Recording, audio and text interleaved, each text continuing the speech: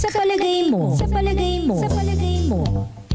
It's now 7:21 in the morning. Salamat po kasi pinaunlakan tayong makasama natin dito for an interview.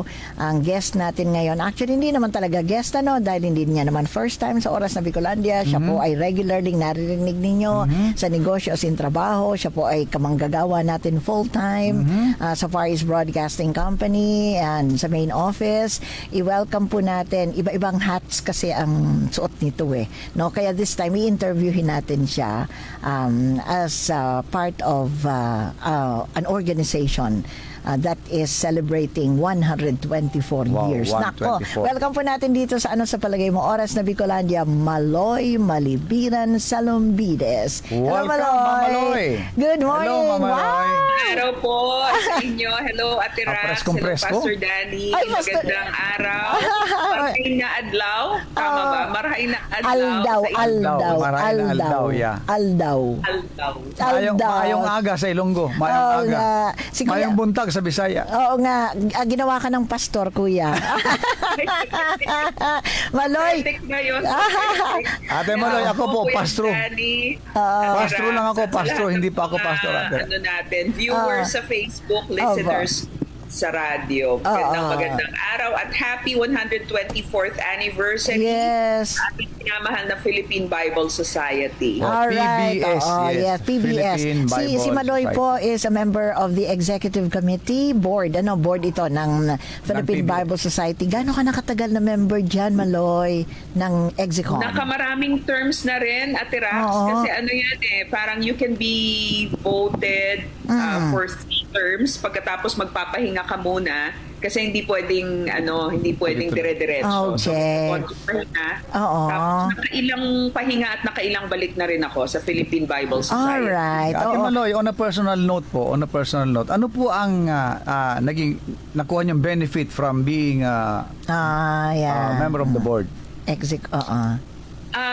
On a personal level, not on being a member of the board, pero isa sa mga earliest recollections ko, Kuya Danny, ng encounter ko with the Philippine Bible Society. Nung bata pa ako, nakatira kasi ako sa Taft Avenue. Ang office ng Philippine Bible Society ay nasa United Nations. Yes. Malapit. Malapit, Malapit lang po. Tapos, ang ginagawa ko, nung naging Christian ako at 14 years old, isa sa mga in-expose ako ng aking mentor, discipler, ay Tracts Bible. So, dinadala niya ako sa bookstore ng Philippine Bible Society. Tapos, not knowing that many years after, I will be serving in the board of the Philippine Bible Society. Grabe. Tapos, dun sa tanong ni Kuya Danny, ano yung personal benefit? Being able to serve, interconfessional kasi ang Philippine Bible Society. So we serve brethren from the Catholic faith, hearing how people reflect on the Word of God, coming from different faiths, being united. We have differences, but we become united as we engage ourselves in the Word of God. At isa talagang mga tinitreasure ko when we have our devotion as a board, pagkatapos seeing people from different spheres of influence. Meron tayong dami naming lawyers sa board. Tapos merong mga Bible teachers both in the Protestant and also the Catholic faiths. Tapos iba-ibang mga denominations nang represented dyan. So seeing people coming from different denominations and being united in making the Bible known, yun talagang sobrang bless ako na makita. Posible pa magkaisa talaga. Kahit na may mga kaunti tayong differences, posibleng magkaisa sa salita ng Panginoon. You mentioned about interconfessional, yung PBS. Paano yun? Kasi di ba meron tayong tinatawag na Catholic Bible? Anong ginagamit nyo? Merong Catholic Bible at saka merong Protestant Bible, di ba? Parehong pinapublish yan ng Philippine Bible Society. Pareho yung available para sa ating mga kababayan dito sa Pilipinas. But when we come together as a board, doon tayo sa mas common sa pareho. So, iba rin naman ang nag-lead. Minsan, pastor ang nag-lead. minsan priest ang nagli-lead. Pero doon tayo sa mga books of the Bible na common sa pareho. Oo. Posible yung pagkakaroon ng united heart in reflecting on the Word of God. Since Philippine Bible Society was established by 124 years ago, ang haba, talaga bang involved na yung Catholic faith? Involved na ang Catholic faith since the very beginning. Since the very beginning. Kasi kung babalikan naman natin ang history natin, di ba? Kung babalikan natin ang ating kasaysayan, talaga namang iisa yung pinagmulan. Pagkatapos nagkaroon na lamang ng mga pagkakaiba later on, pero posible pa rin palang manumbalik at magkaisa. Wow. Alam ninyo ang sisipag ng mga natin, ng mga kamanggagawa natin na Catholics in spreading the Word of God. Tapos very systematic din yung kanilang Bible distribution. Yung isa sa mga naging major projects ng Philippine Bible Society through the years ay yung May Baby One. At kung naalala ko ng tama, si Bishop Broderick Pabilio yung nag-push talaga nito, making the Bible accessible by offering it to the public for 50 pesos lang yata. Old and New Testament lang yun, tapos highly subsidized yan. Ang daming Bibles na naipamahagi through that effort. Ang galing, so paano yun? Ewan ko lang ha, kasi syempre, di ba, pag binasa mo ang salita ng Diyos, mako-confront tayo, di ba? Kasi truth yun eh. So paano yun? Yung mga ibang paniniwala ng Catholic Church, paano yun? Pag nako-confront na ng salita ng Diyos? We don't really tackle sa board level. Pwedeng sa board level or sa iba board siguro. Level, we do not dwell on things that divide. Alright. We focus on that unite. Okay. Very good. Maloy, 124 years. Parang pag tiningnan mo sa tao kasi, pag dumating na ng 60 years old, parang pa-retire na talaga, Hindi pa. Pero Philippine Bible Society at 124 years old, marami pa bang mga plano? And during your celebration, meron kayong nilaunch, Yes, ang dami pang mga plano at Rax, Kuya Gani. Ang Philippine Bible Society ay bahagi ng isang translation consortium dito sa Pilipinas. Ang pangalan ay Tambuli. Tapos kanilang in-enumerate yung mga dialects na wala pang kahit portions lamang ng Biblia na na-translate doon sa kanilang heart language. Sa Philippine Bible Society, parang may 4 pa yata. Paalala ko. Meron pang 4 na dialects na naitoka sa amin sa Philippine Bible Society. Alam niyo yung mga dialects puro sa Bicol region. Tama. Alam mo, Maloy, last year, nandun kami sa launching ng Viracnon Bible. And we heard na ongoing ngayon ang translation sa isa pang dialect dun sa Catanduanes. Nakakatuwa, di ba? Could you mention please kung alam mo yung mga... Ano yung 4 na yan? Ano yung 4 na yan? Hindi ko alam. Pero ongoing po yung isa doon sa Catanduanes. I think meron sa Ako Camsor. kagabi kaya hindi ko na-research ko ano yung 4. Kasi alam ko meron pang several dialects in the Bicol region na wala pa in the heart language. Kaya yun yung mga dialects na natoka sa Philippine Bible Society. Pero alam nyo, ang lapit ng makumpleto. Nakakatuwa, nakakakilabot. Kasi nga, makita mo yung effort ng Panginoon, di ba? Making the Bible available in the language closest to our hearts. Grabe. Tapos, natutuwa mo, Ate Rax, kung ano yung mga projects na nilaunch namin itong Sabado. Yes, meron. Ito talaga. Napaluha ako dito. Meron na tayong Filipino Sign Language Bible. Actually, that caught my attention, Maloy. That caught my attention, kaya inimbita ka talaga. Inimbita kita. Kasi grabe, sobrang, alam mo naman ang ating puso. Ako din. Kasi alam mo naman tayo, di ba? Yung puso natin pareho ang may tinitibok. Anyway, ako din. Grabe yun, natutuwa ako doon. Kasi I emceed the event. I was MC. Tapos, habang nagsasalita ako, syempre may microphone ako, ang katabi ko si Mark, nagsasign. Tapos, sabi ko, grabe, this is really a foretaste of heaven. Kasi yung kapag kinakanta natin yung sa Revelations, every tribe, tongue, and people, di ba ang iniisip lang natin ay language. Ang iniisip lang natin na hindi bago ako na-expose doon sa mga persons affected by disability. Hindi ko naman naiisip na oo nga, language nga pala ang pagsasign. Yes. And the Lord is bringing this awareness closer to our heart. Yes. Ang ganda-ganda nung pinicturean ko nga Ate Rax, Kuya Danny, pinicturean ko doon sa stage, merong nagsasign, pagkatapos meron tayong mga iba-ibang generations yung represented na nakatayo doon sa stage. At napakagandang picture talaga. It was really a foretaste of the divine for me. Wow. To see all these people represented, parang sabi ko, grabe. Akala namin doon sa 124 years, ang dami nang nagawa ng Philippine Bible Society. Pero ito, pinapakita ng Panginoon, marami pa kayong pwedeng abutin. Marami pang nangangailangan ng salita ko. So, doon, nilaunch yung Filipino Sign Language Bible.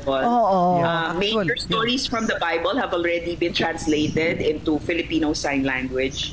Tapos, ang isa pa, launch din noong Saturday ng Bibli app.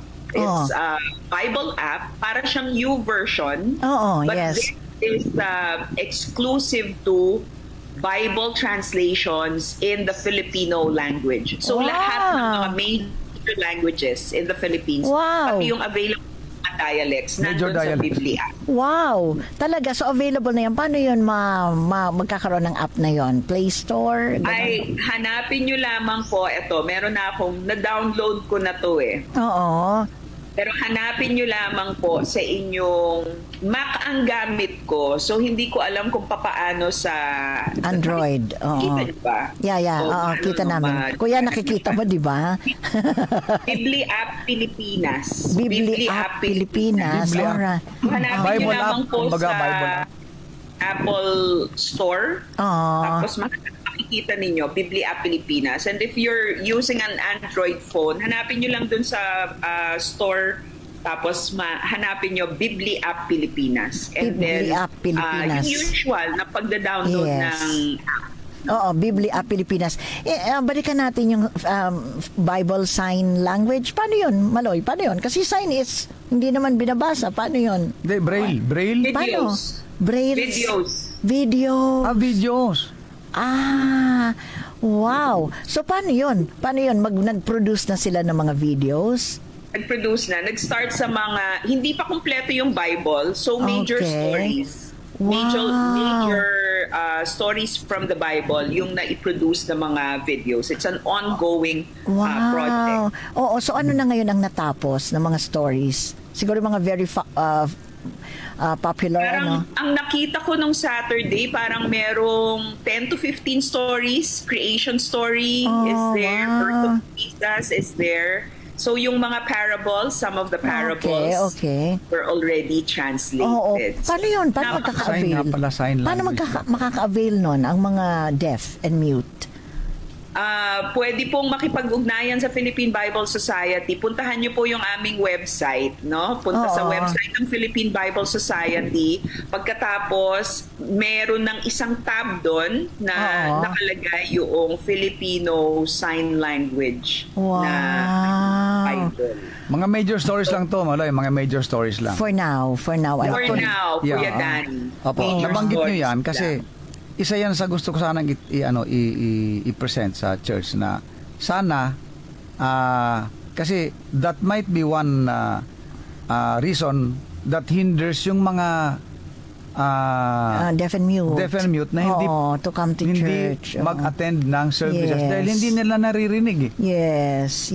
So siguro magandang pangitain na isang araw meron talagang mga sign language experts na di ba? So kung ang bawat church merong nagsa-sign, Parang everything that happens sa loob ng isang worship service, may nagsa-sign language. Di parang lahat welcome. Correct, Yes. correct. Ay, grabe. Oh, pangarap natin yan. Sige, pag-pray lang natin. Malay Ipag-pray lang, ipag-pray lang. Oo. Sa church namin, sa Green Hills Christian Fellowship, Oo, kasi oo. ang aming pastor, napakalaki rin ng puso para sa mga families oo. affected by disability. Oo. Dito sa Metro Manila, I think GCF is one of the churches na talagang PWD accessible. Oo. May mga ramps, may elevator. So, madaling mapuntahan Oo. ng mga PWD. different disabled natin na mga kapatiran. Tapos, Oo. during the pandemic, isa sa mga services na nilaunch sa GCF ay para sa mga deaf na mga kapatiran natin. Oo. Nakita ko nga yung post. May nagsasign talaga. Oo, yeah. Nakita ko nga yung post mo noon pa na nandiyan si Sir Moses. Oo, kasama ka Yes. doon. Oo, diyan ba yun, ano? Sa GCF yun? Ortigas? Oh, ang galing ano. Maloy, ito lang nagkaroon ng mission dito last week ang God is Able. Sa Albay and Sorsogon, nakapag-distribute ng mga walking devices. Kaya nandito na sa Bicol region ang ministry Yes. ng God is Able. Kaya Tapos, Ate Rax, Kuya Yes. Danny, tinanong nyo rin kanina, ano pa ba yung ibang mga Yeah, projects ng yes. PBF na in the pipeline? Next year, merong ilulunsad na English Children's Bible. Marami ng mga English Children's Yes, Bible yes. available, di ba?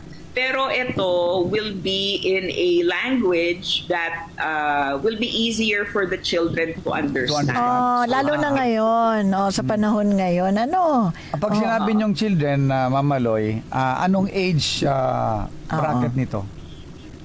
Ang target na abutin nito, yun yatang mga nasa 4 to 7 years old na mga bata. Preschoolers. Oo. Siguro iba na yung mga gagamitin na term, yung common na ngayon, yung sa generation ngayon, kumusta ang response ng Pinoy version? Ay, napakaganda. Oo. Napakaganda talaga ng response. Although controversial, di ba, ang Pinoy version? Yes. Controversial ang Pinoy version ng Bible. Kasi nga sabi nila, ay bakit ganyan? Parang wala namang respeto sa salita ng Panginoon. Di ba po, ano yun eh? Kung gano'n ang feeling nung mambabasa, baka hindi kanyang version.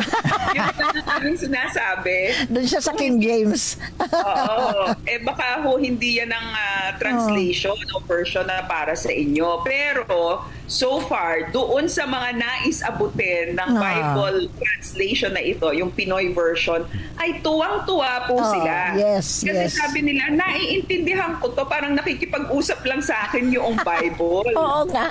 Parang nakikipag-usap lang sa akin. Yun naman ang ating objective, na ang mga tao ay mawili sa pagbabasa ng Biblia at hindi Yes. maging lang yung napaka-formal nung language. Hindi ganyan. maintindihan. So, karamihan ng mga naienkwentro ko at nakakausap ko tungkol sa Pinoy version, ginagamit nila ito for their devotion, para sa personal Bible reading nila. Yes, Yung yes. iba naman, mga youth pastors ang nakikitaan ko na talagang ginagamit nila ito even for preaching kasi nga mas nakaka-connect sa mga kabataan. Correct. Yes, Kasi yes. ito Mamaloy yung ebidensya ng yung evolution ng language. Oo. Di ba? Yes, oo. Yeah. Talaga makikita mo buhay talaga ang salita ng Panginoon. Oo. Yun ang isang bagay na talagang manghang-mangha ako, Ate Rax, Kuya Oo. Danny, Oo. na ang Diyos ay patuloy sa pag-abot Oo ng nga. mga tao. Talaga, Kumbaga, no? sabi nga ni Mike Enriquez, di ba? Hindi ko kayo tatantanan. Salita ng Panginoon, hindi tayo tinatantanan. Yung hindi ka bibigyan ng kahit anong lugar para to make an excuse. Hindi ko maintindihan Ito ang version na mas maiintindihan mo. Hindi ako nakakabasa hindi ka nakakabasa. Meron tayong word, faith comes by hearing. Kasi And merong hearing, audio Bible. Meron tayong audio Bible. Yes, Pagkatapos ito'y pinapamigay natin sa mga far-flung areas na napakahirap abutin. So meron tayong, pagka sa FEBC, meron tayong missionary radio, di ba? PM radio, FM radio, missionary radio. Etong Philippine Bible Society, meron din po tayo. Nandun sa taas, sayang hindi ko na ibaba dito. Pero para rin siyang radio. Tapos solar panel yan. Solar panel. So di mo kailangan ng kuryente. Okay. Tapos naando na yung Books of the Bible. In English sa ngayon. In English. So paano naman maka-avail nun, Maloy? O pinamimigay nyo lang yun? Makikipag-ugnayan tayo sa Philippine Bible Society. Kasi may guide yan kung paano gamitin. The intention is to be able to create listening groups in your community. Okay. So you gather the people, you listen together. Very ideal. After that, merong questions for reflection para malaman mo kung talagang nakinig. Oo nga. Very ideal yan sa mga far-flung areas. Oo nga. Yeah. During break time nila, no, sa pagsasaka. Makinig muna tayo. Ngayon, ano pa ang balak dun sa Pinoy version? Kasi New Testament pa lang siya, di ba? Oo, ongoing Old na ba? Testament na. Ay, may Old Testament. Talaga? Oo. Wow. Kumpleto na ang ating Pinoy. Wow. Kumpleto na ang ating Pinoy Bible. Old and New Testament. Available na po yan ngayon. Wow. Nung June namin yan ni-launch. Oo. So in one book, Pinoy version. Hindi separate. Tapos meron na. pang supplemental material kasi meron ding devotional na create ang ating mga PBS staff and some other friend writers. So, with the Pinoy Bible, meron din pong devotional. Oo, wow. Matanong lang, Ma'am Maloy, how long did it take matapos itong Pinoy version na ito? Mukhang grabing yan grabing espadahan yan na magkaintindihan. Medyo matagal kasi po nagsimula muna with the New Testament. After the New Testament, portions lang muna yung Psalms and Proverbs, and then after that saka na kumpleto yung Old and New Testament. Kung hindi po ako nagkakamali, parang a little over 5 years yung buong proseso. Tagal talaga. Ang tagal. Matagal talaga.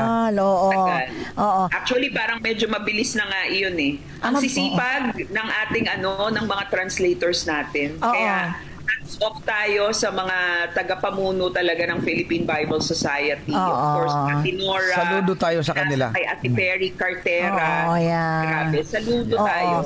By the way, aside from dito sa Catanduanes, alam nating tinatranslate, ang ongoing ngayon ay yung Miraya. Miraya. Dito sa Bicol, Miraya. Yan yung dialects ng Sorsogon, Daraga, and Albay. And Kamalig dito sa Albay. Sabi ni May Ramirez Maloy, free lang sa Gideon ang Bible. Ito bang Gideon Bible ay produced ng Philippine Bible Society? Gideon's ay nagpapaprint sa Philippine Bible Society. Nagpapaprint. Okay. Ang Philippine Bible Society can also print Bibles. Halimbawa, di ba yung Generics Pharma namimigay ng mga portions ng Bible.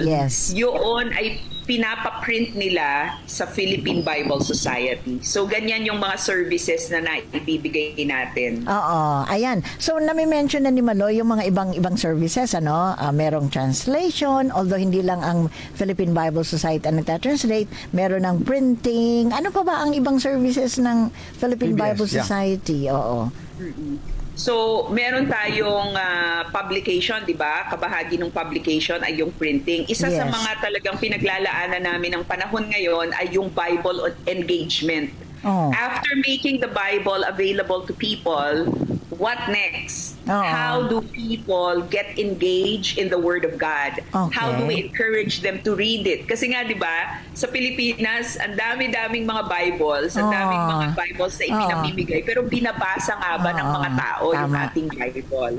So, meron tayong mga Bible engagement workshops. Merong workshop on Bible appreciation. Tapos, isa sa talagang busy-busy ngayon, dinadala most especially in the Mindanao region yung trauma and healing workshop. So it is offered as a trauma and healing workshop dealing with emotional mental wounds, pagkatapos Bible ang gamit-gamit para ma-deal itong mga trauma sa ating buhay. So isa rin yan dun sa talagang patok na services ng Philippine Bible Society ngayon. Wow, grabe. O, comment lang ni Joseph, Kuya Joseph Landong. Wow, praise Ay, God. Kuya Joseph, Oo. Wow, praise God for these new developments for our dear PWDs. Thanks, Maloy, for these updates you've shared. God bless you and your family and your ministries watching from Antipolo City. Ayan, Maloy, Hello, grabe, Kuya no? Joseph. Oo, Maloy, marami kang involvement sa FEBC hanggang ngayon naman, pero hindi lang sa full-time capacity naman. Pero paulit-ulit ka na, no? Sabi mo nare-renew ang term mo, ang service mo diyan sa Philippine Bible Society. What makes you stay diyan sa ganyang klase ng ministry? Alam mo, isa talaga ang Philippine Bible Society na love ko. It is well-run, well-managed. Mga babae ang nagli-lead ng Philippine Bible Society. Oy, si Ate Nora Lucero na nasa Catanduanes na ngayon. Ayan, nagkikita kami doon. Matagal siya, no? Si Ate Nora Lucero. Hello, Ate Nora. Si Ate Nora. Una akong naging board member, si Ate Nora, ang aming si Ate General Nora. Secretary. Okay. Oo, nasa Catanduanes na siya ngayon. Kaya ako, it is an honor for me. It is an honor for me to really serve in the board of the Philippine Bible Society. Kasi hindi lamang kami nabibigyan ng pagkakataon na maglingkod. Sa aming paglilingkod, sobrang ako personally, nai-inspire ako doon sa halimbawa ng aming mga kasama rin sa board. Let me give you an example. Si CJ Puno. CJ Reynaldo Puno. Supreme Court. Chief Justice natin ng Supreme Court, hindi ba? Si Justice Raul Victorino. Ano na yan pag nagbo-board meeting kami, meron na nga siyang sasakyan kasi medyo nahihirapan lang lumakad. Pero grabe yung dedication talaga. Palaging present yan. Kahit na medyo challenging, umaakyat pa yan sa entablado para mag-pray. So these are legal luminaries in our country and yet so humble enough to give of their time and their energy para maglingkod sa Philippine Bible Society. So yung mga ehemplo nito na, Lord, gusto ko maging ganyan. Senior citizen na, tired na, pwedeng ini-enjoy na lang nila yung kanilang buhay. Pero nag-lingkod pa rin because we truly believe in the power of the Word of God. If we want transformation in our nation, this is the way. The people need to have the Word of God in their hand and be changed by the power of the Word of God. No other way. Yun nga, dahil nga babae ako, nai-inspire ako doon sa leadership ng mga kababaihan sa Philippine Bible Society. Parang it is so well run. Mga accountants kasi itong mga to si Ate Nora was so well managed. Biruin mo, nagsimula, nakita ko yung dating opisina ng Philippine Bible Society noon nga bata ako. Kahoy pa yun. Kahoy, parang 2-story. Very simple na opisina. Ngayon, alam ninyo, meron ng buildings ang Philippine Bible Society. Dalawang buildings. Pero the same spot pa rin ba? Yung dati nila, yung sa Taft, yung sa corner na yon. Yes. Yung pa rin, pero dalawang building. Tower na nga ang tawag Tower na yung tawag doon sa isa. Wow. Grabe. So, dalawang buildings na yan. Of course, hindi ito human effort, no? Talagang kitang-kita namin yung effort ng Panginoon. Pero yung people coming from different spheres of influence, merong mga bankers, merong mga businessmen, merong mga, priests, merong mga clergy, merong mga pastors and laity coming together.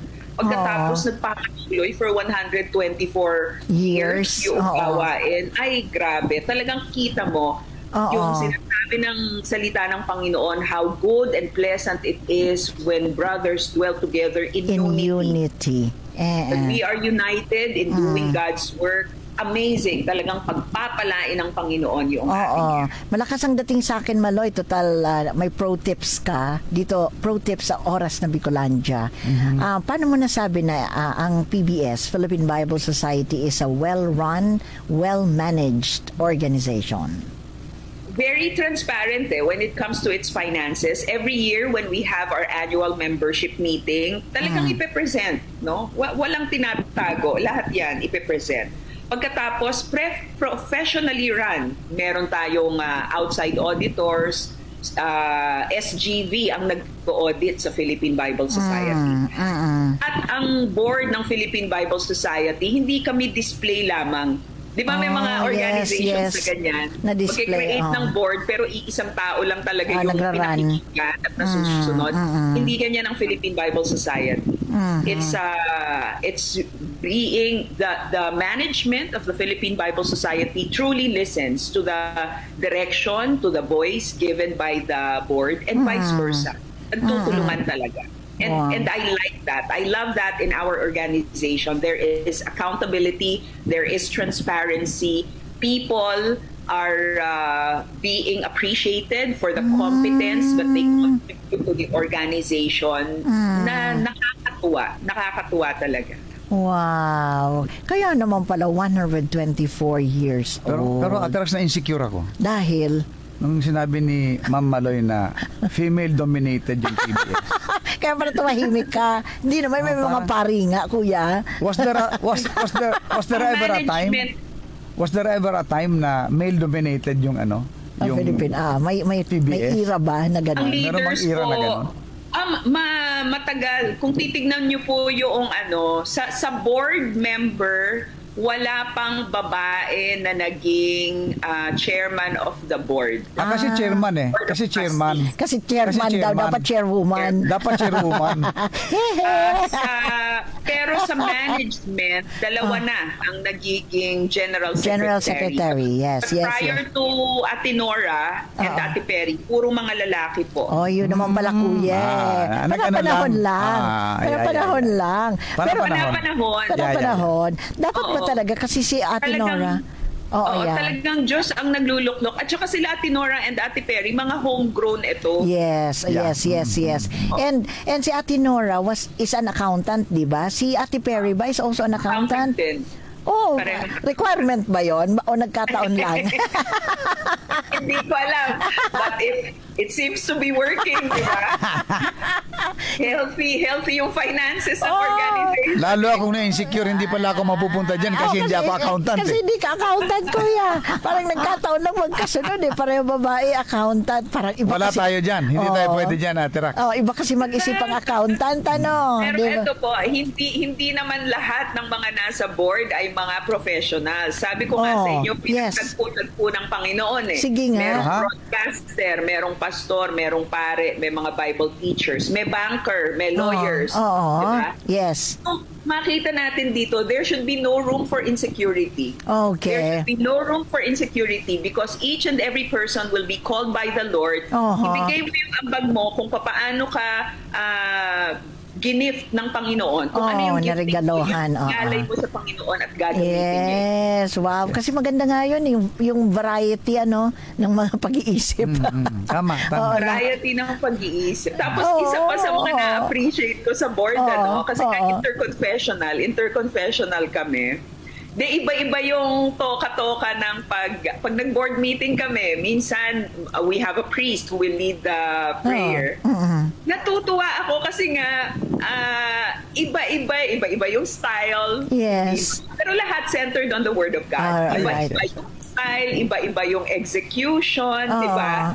Na-appreciate mo talaga. Yes. Hindi mo maikakahon ang Panginoon. Talagang makita mo doon sa iba-ibang miyembro at personalidad ng board. Makikita mo yung creativity ng Panginoon talaga. Grabe Tama ba na si Mike Enriquez was a board member? He was not a board member, but he's very supportive. He was very supportive of the efforts of the Philippine Bible Society. Grabe. We had him as guest speaker in one of our annual membership meetings. At saka tuwing January, di ba, Ate Rax, January ay Bible Month dito sa Pilipinas. At dinikriyan ng ilang mga presidente. Si Mike Enriquez, palagi niyang binibigyan ng airtime ang Philippine Bible Society para mag-promote ng Bible Month. Very supportive siya talaga. Very supportive. Kaya pala nakita ko sa post, Wow. Bottom line is God and His Word. Yes. Kaya talagang it will always stand. Kaya no wonder 124 years. Nako. Dahil lang talaga yan sa biyaya ng Panginoon. Yes, please. Kung meron pa tayong konting panahon. Yes, please. It's okay. sobrang na-inspire ako doon sa history ng Bible Society as a whole. Hindi lang ng Philippine. Yung Philippine Bible Society. Alam niyo po ba na ang ginamit ng Panginoon para talaga magkaroon ng ganitong organisasyon, Global United Bible Society, kasi po hindi lang Philippine Bible Society, merong American Bible Society, merong iba-ibang Bible societies in different parts of the world. Pero nagsimula ito sa England. At ang ginamit ng Panginoon ay isang batang babae. Oh, very interesting. Paano yun? Si Mary Jones. Si Mary Jones, nagkaroon siya ng desire nung siya ay bata pa na magkaroon ng sarili niyang kopya ng Bible. So, ang ginawa niya, nag-ipon siya. Paano siya nag-ipon? Nagbenta ng mga kahoy-kahoy, nagbenta ng gatas, kung ano-ano ang kanyang binenta, inipon niya yon. And she walked 40 kilometers to get to the house of the pastor where the Bibles are available. Wow. 40 kilometers. Wow. So, parang nag-full marathon. After ng 40 kilometers, pagdating sa bahay ni Pastor, babalik pa siya. Bumili po ng Bible. Ang sabi ni Pastor, naku Mary, nahuli ka by a day kasi naubos na yung Bible. Ay, grabe! So, paano? Naubos na yung Bible, pero sabi ni Pastor, pero huwag kang mag-alala, in 3 days, merong darating na mga bagong supply, so magstay ka muna dito sa akin. Nag-stay for 3 days at binigyan siya, hindi lang isa, no? Of course, nagbayad si Mary, pero binigyan siya ng 2 extra pang copies ni Pastor ng Bible. And the passion of that kid inspired the pastor to bring this concern to a bigger body. Pagkatapos doon nagsimula yung Bible Society. Naku, wag pala natin kakalimutan ang kwento ni Mary Jones. Mary Jones. Grabe. Ang tindi nun. At kumalat Very na siya. Intentional. At nabuo. At dahil dyan, ayan, 124 years. Hindi siya hinatid ng pastor po, Pinaglakad ulit siya. Naglakad ulit siya ng 40 kilometers. Kaya kabuti na nga pinatiran na siya, no? Kawawa naman, magbabalik pa siya. Mas mabigat kasi, Ate Rax, Ma'am Maloy, kung sinabi ng pastor, nako, nahuli ka ng isang araw. Umuwi ka muna, bumalik ka na lang after the day. Palagay, iba ng kwento yan ng Bible Society. Manoy, thank you sa napakagandang interview na to. Lalo nating value ang salita ng Diyos, ano? Yes. At lalo na, syempre naman, salamat sa Philippine Bible Society na ginagamit para talagang and God bless you more, and nakakainggit na you are basking in the glory of this society dahil talagang ito, kailangan pa rin natin. Manoy, maraming salamat. Napaka-busy mo. Alam mo, nakipagpalit siya sa isang commitment niya ngayong araw, umagang ito, para lang makasama natin. Thank you very much. Anyway, ang ganda-ganda mo pa rin talaga, sobra. Maraming salamat, Ate Rax. Glowing and blooming. Thank you very much. Thank you, Maloy. Thank you very much. God bless. Have a nice day. Bye. Ayan, Maloy Salumbides, Malibiran Salumbides po, member of the Executive Committee ng Philippine Bible Society. Wow, kuya, no? Ngayon ang Bible hindi natin binabasa, nandyan lang, inaalikabukan. Hindi, binasa ko yung kagabi. Binasa ko. Ayan po, maraming salamat po sa inyo for joining us today. Sana po ay pinagpala tayo. Kuya Danny, thank you. Sa lahat ng nanonood at nakikinig. Maraming salamat. Maraming salamat, Mon Dia. Salamat po sa inyong lahat. Okay, be a sunshine for someone. When the skies are gray. Are blue. Gray talaga ngayon. Great talaga. Oo nga, ako po si Raquel Camolando. Ako naman po si Danny Delgado. Nora Cancela, thank you so much for watching. Salamat sa ating tech na si Don Ramon. Bye everyone. Bye-bye God bless everyone. you. God bless.